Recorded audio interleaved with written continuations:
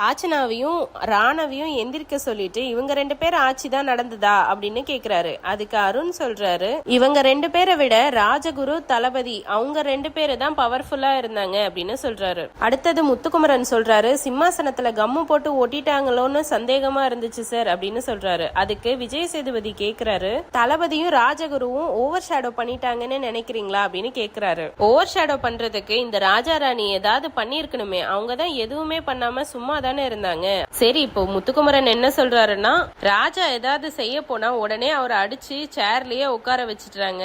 அடுத்தது ஆர்ஜே ஆனந்தி என்ன சொல்றாங்கன்னா, வைல்டு கார்டு என்ட்ரியில வந்துட்டு எங்களை எல்லாரையுமே ரூல் பண்றதுக்காக ஒரு ஆப்பர்ச்சுனிட்டி கிடைச்சிருந்தது ராணவுக்கு. ஆனா அதை அவரை சரியா பயன்படுத்திக்கலன்னு நான் நினைக்கிறேன்னு சொல்றாங்க. ராணவ மட்டும் சொல்றாங்க, அந்த பக்கம் சாச்சனாவை எதுவுமே சொல்லலையே. நேத்து சாச்சனா அழுது ஒரு டிராமா போட்டாங்களே, அது யாருக்கெல்லாம் இரிட்டேட்டிங்கா இருந்துச்சு அப்படின்றத கீழே கமெண்ட் பண்ணுங்க.